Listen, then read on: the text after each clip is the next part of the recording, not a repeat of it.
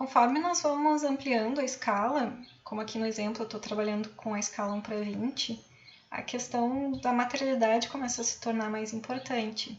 Então, nós temos que definir bem como é que cada elemento, quais materiais estão incluídos em cada elemento.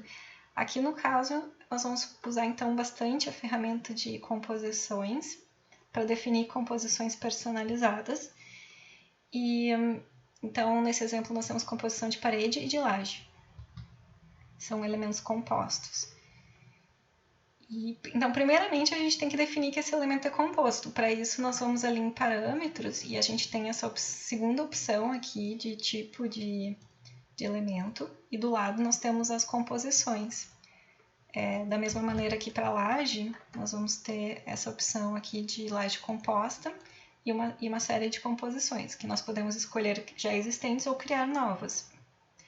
Então, no momento que a gente cria, né, a gente pode criar aqui por composições novo, e podemos partir de algo que já existe por duplicar, ou uma totalmente nova. E nós vamos inserir e remover camadas. E aqui, então, nós vamos definir que cada camada, qual que é o material de cada camada, qual que é a espessura, o que é o tipo da camada, se é acabamento, se é núcleo, se é outro. E aqui nós vamos então colocar as canetas. E então, por exemplo, essa aqui é uma camada de parede com reboco, tá? Tijolo cerâmico, não é estrutural, e reboco, que é o acabamento. Então, nós podemos ver aqui do lado o resultado, né?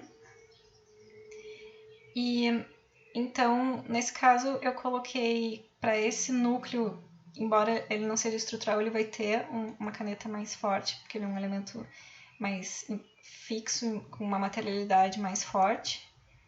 Então, eu escolhi a caneta corte não estrutural. E tanto para essa linha, que delimita a camada na horizontal, como também para essa linha que define na vertical, porque em algum momento, se essa linha aparecer, em geral, ela deveria ser mais grossa.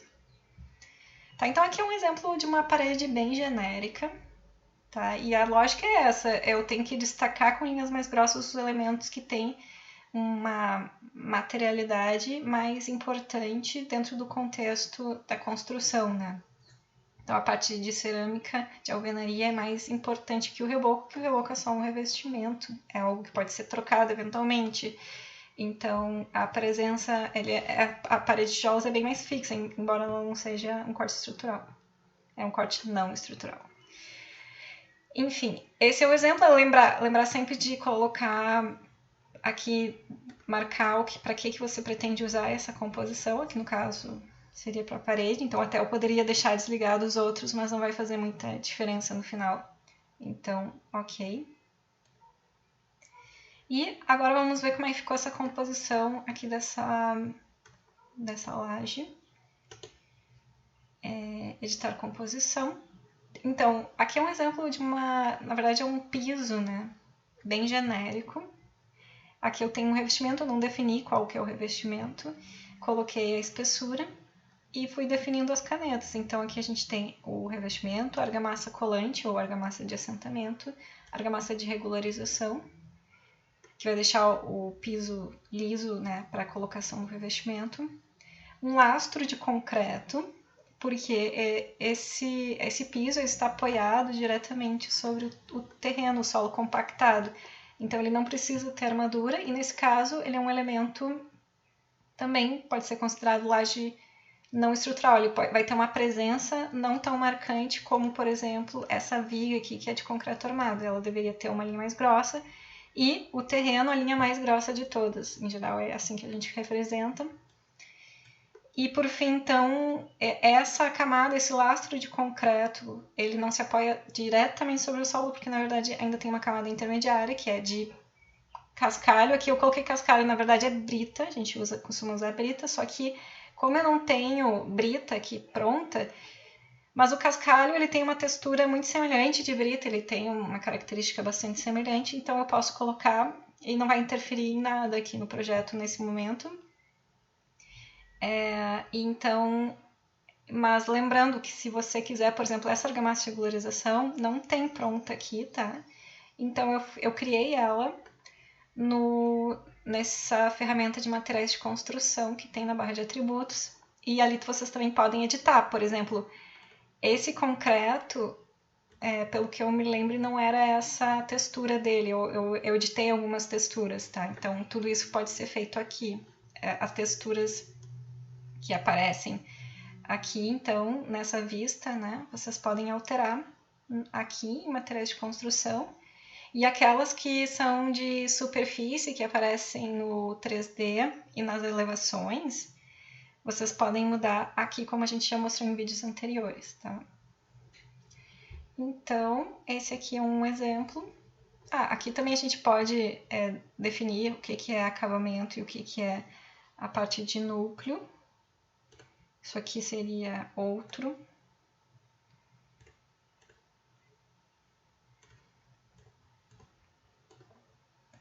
É isso. Bom, ok. E um outro exemplo aqui, só que ele saiu do lugar. Tá? Às vezes a gente vai ter que cuidar, tá? Porque umas coisas vão sumindo. A gente tem que... Quando vocês começam a mexer, as coisas podem, sem querer, sair um pouquinho do lugar, tá? Então, tem que tomar um certo cuidado. E vocês veem que é importante isso, porque a linha ela vai mudar de acordo com a posição, né, dos elementos. Então, aqui nesse caso, eu vou fazer o seguinte, eu vou passar isso aqui para trás, ordem de visualização passar para trás. Só que aí saiu a brita, então na verdade o que eu deveria ter feito era colocado o terreno passar para trás. Agora as coisas já estão um pouco mais organizadas, né? Essa linha mais grossa está realmente mais grossa. Sim, eu só me esqueci uma coisa que eu queria comentar aqui em editar composições.